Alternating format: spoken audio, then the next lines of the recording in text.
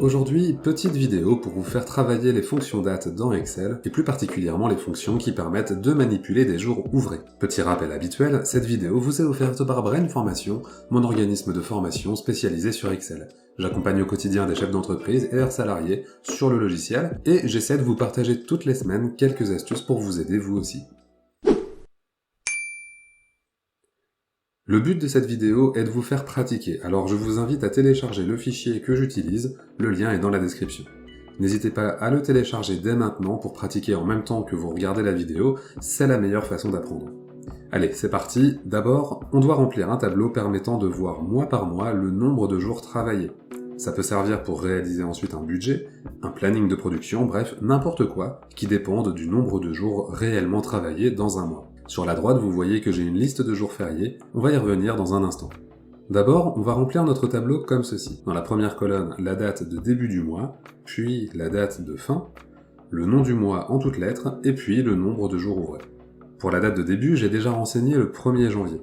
Pour les autres mois, on va utiliser une fonction mois décalé. En A3, j'écris égal mois décalé, j'ouvre la parenthèse, et je sélectionne d'abord une date de départ à partir de laquelle on va se décaler. En l'occurrence, c'est le 1er janvier juste au-dessus.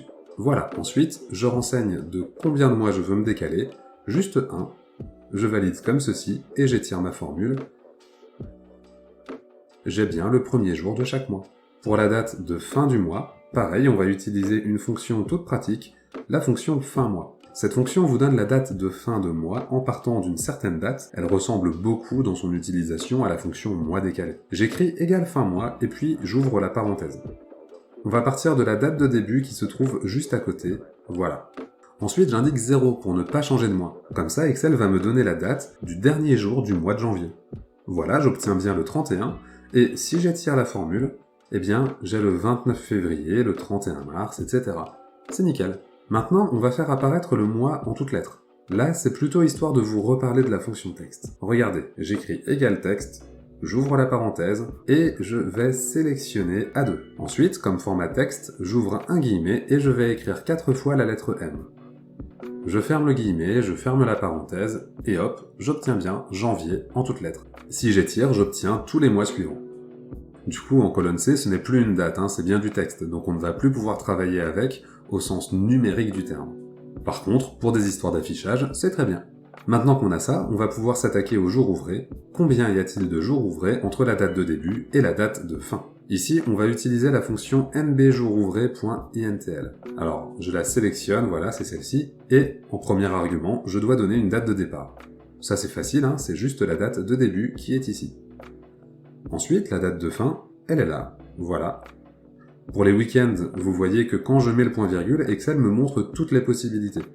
En l'occurrence, on va dire que le week-end tombe sur le samedi et le dimanche, mais on pourrait très bien indiquer que l'entreprise est seulement fermée le dimanche, par exemple. Dans mon cas, comme on est sur un mode classique, j'écris simplement 1, le week-end sera le samedi et le dimanche. Voilà. Pour finir, Excel me demande les jours fériés. Alors c'est là qu'on va utiliser la liste que j'ai mis à droite. Comme Excel est utilisé dans le monde entier, vous pensez bien que les développeurs ne se sont pas amusés à tout renseigner, sachant que ça change de toute façon d'un pays à l'autre, voire même au sein d'un même pays, et même parfois d'une année sur l'autre. Du coup, on doit tout renseigner, ce que j'ai fait ici, et je vais simplement sélectionner mes cellules, comme ça, et je n'oublie pas de verrouiller avec des dollars pour que je puisse ensuite étirer vers le bas. Je valide ça comme ça, je trouve bien 22 jours ouvrés en janvier, et si j'étire, je vois les variations d'un mois sur l'autre. On sait déjà que le chiffre d'affaires en août sera difficilement le même qu'en juillet. Allez, on va continuer avec un autre exercice sur les jours ouvrés, et cette fois on va voir comment ajouter un certain nombre de jours ouvrés à une date de départ. Juste avant de voir ça, je vous rappelle que vous pouvez télécharger le fichier, c'est comme ça que vous pourrez progresser. Bien sûr, vous pouvez aussi vous abonner à la chaîne et liker la vidéo, ça m'aide énormément, et puis comme ça vous pourrez voir toutes les prochaines. Bref, ici on a des commandes avec un délai de livraison demandé par le client. La première chose qu'on doit faire, c'est récupérer le délai de fabrication avec une recherche V. J'ai un petit référentiel qui se trouve juste à côté, dans la feuille délai de fabrication. Donc, je vais écrire égal recherche V, j'ouvre la parenthèse, et je vais chercher article 20. Je le cherche dans la table matrice qui se trouve dans l'autre feuille. Ici, hop, je prends les colonnes A et B, parfait.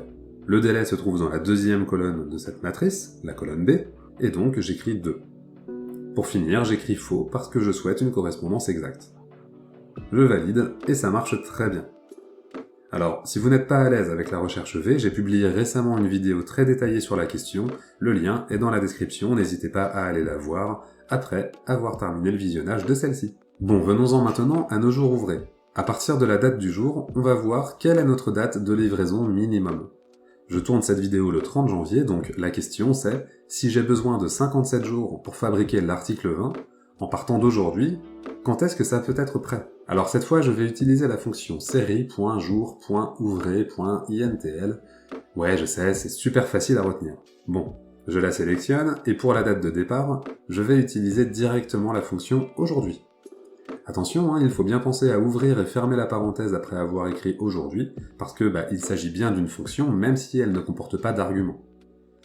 Ensuite, on doit indiquer le nombre de jours à ajouter à cette date. Dans mon cas, l'info est juste à côté, je sélectionne des deux.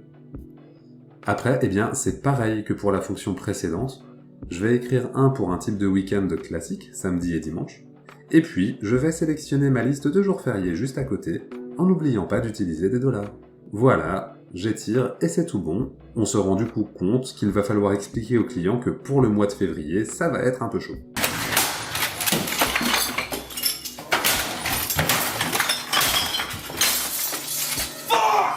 Avant de conclure, quelques mots sur la liste des jours fériés. On pourrait être tenté de dire que c'est pénible de devoir tout saisir soi-même. Cependant, vous voyez le côté positif. Ça vous donne une liberté qui peut être très pratique. Regardez, personnellement, j'ai ajouté à ma liste quelques jours au mois d'août. Ce ne sont pas des jours fériés, mais simplement des jours de fermeture annuelle pour l'entreprise.